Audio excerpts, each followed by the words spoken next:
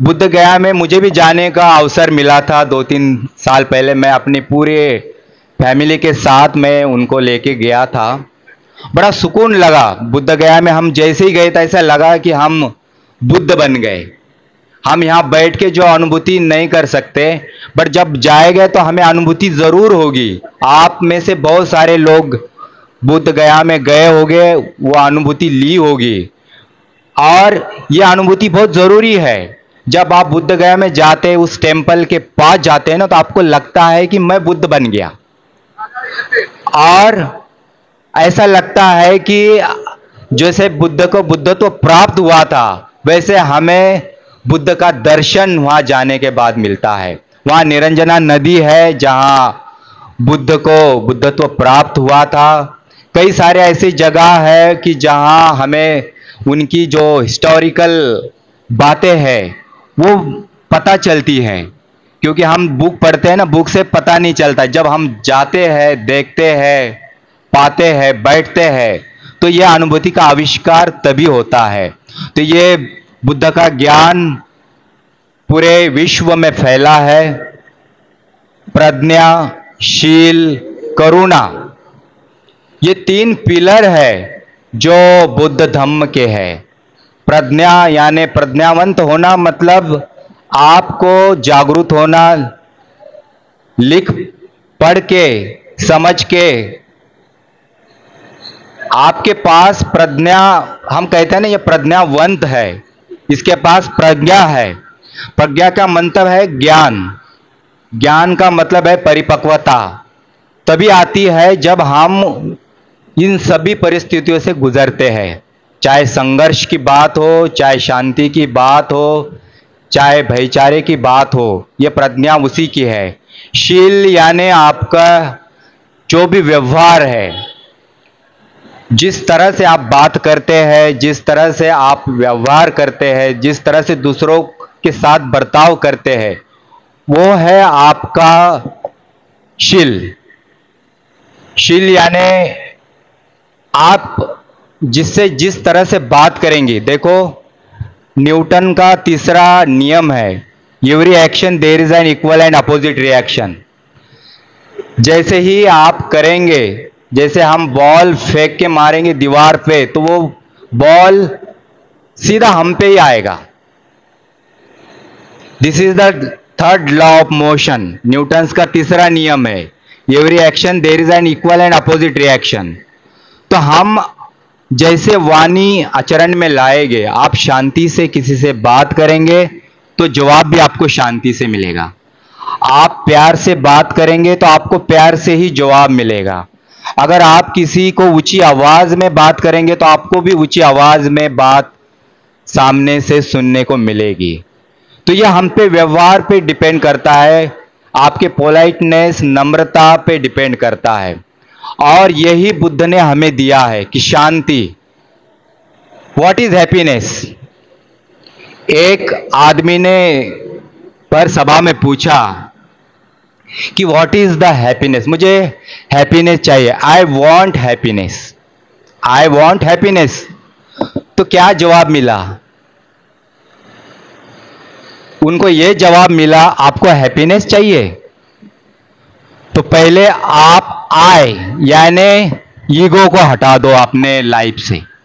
आई यानी ईगो, मैं कर सकता हूं, मुझ में हिम्मत है, मैं ही अकेला हूं और मेरे सिवा किसी को कुछ आता नहीं है, मैं ही ज्ञानी हूं,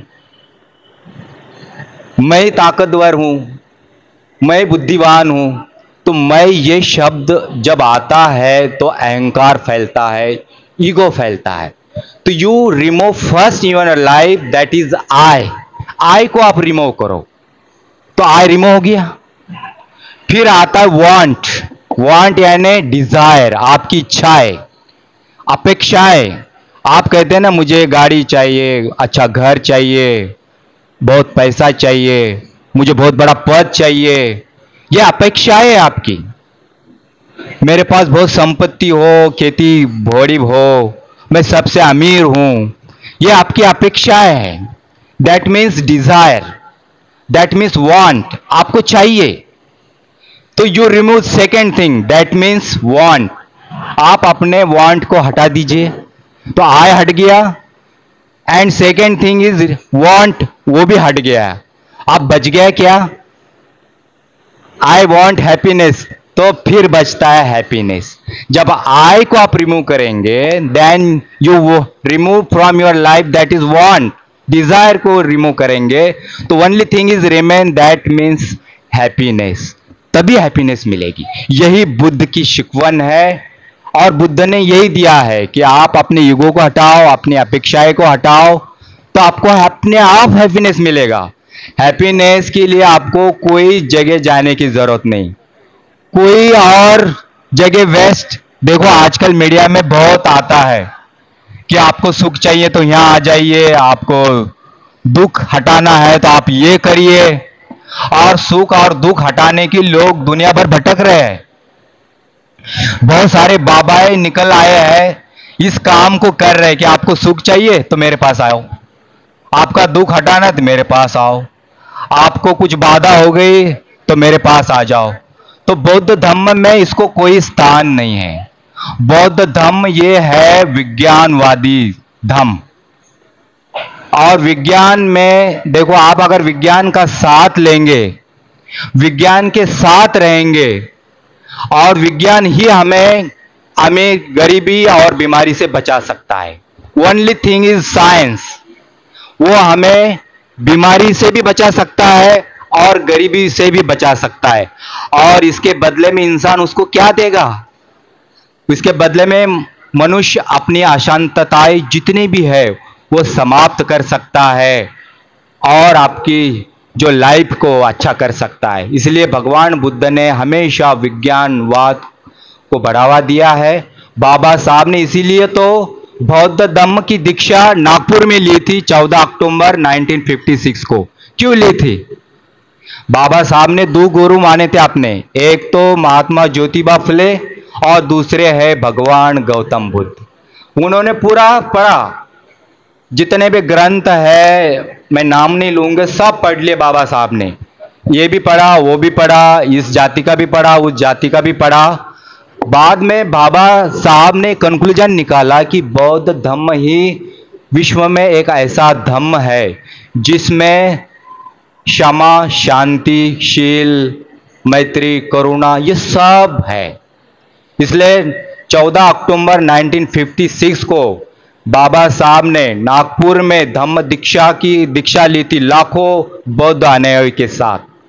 और धम्म यानी बौद्ध धम्म हमें दिया है।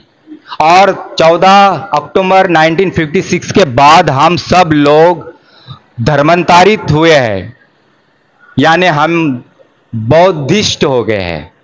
हम कहते हैं ना हम बुद्धिस्ट है, बौद्ध धम्म का हम पालन करते हैं। तो 1956 के बाद बाबा साहब ने कहा कि हम अब वो नहीं रहे। पहले महाराष्ट्र में कहते थे महार कम्युनिटी, अब वो कह रहे आप नहीं रहे महार कम्युनिटी। इधर वो जाटो कम्युनिटी है, जाटो, चमार, जाटो, या बहुत सारे ऐसे कैटेगरीज है जिनको कहते ही ऐसा लगता है कि ये बड़ा हल्का है, इसका जो लेवल है बड़का। बाबा साहब ने वो 1950 को हटा दिया था, वो लेबल हमसे हटा दिया था।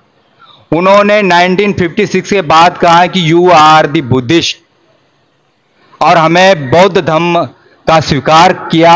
और इतनी बड़ी क्रांति हुई उसके बाद, पूरे गांव में, देहात में सब लोगों ने बौद्ध की प्रतिमा लगाई और कहा कि अब हम बौद्ध हैं, और सब हम बौद्ध बन गए उससे।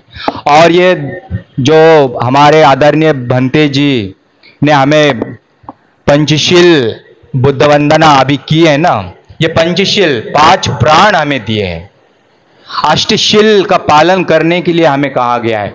और आज का ये पावन दिन है, इस दिन जितने ही महिला है वो अष्टशील का पालन करती है, पुरुष नहीं करता है। मैंने भी नहीं किया है ज्यादा इस तरह से कि लोग व्रत रखते हैं ना कि मुझे बच्चा हो जाए, मेरा बच्चा पढ़ जाए, नौकरी पे लग जाए, तो वो व्रत रखती है। बट आज का जो व्रत है वो है अष्टशील का पालन करना, यानी आप नीचे एक सीधे चटाई पे सोएंगे, 12 बजे ही खाना खाएंगे, कोई भी गहना नहीं पहनेंगे, और ये पूरे दिन आपको करना पड़ेगा। दैट इज अष्टशील का पालन।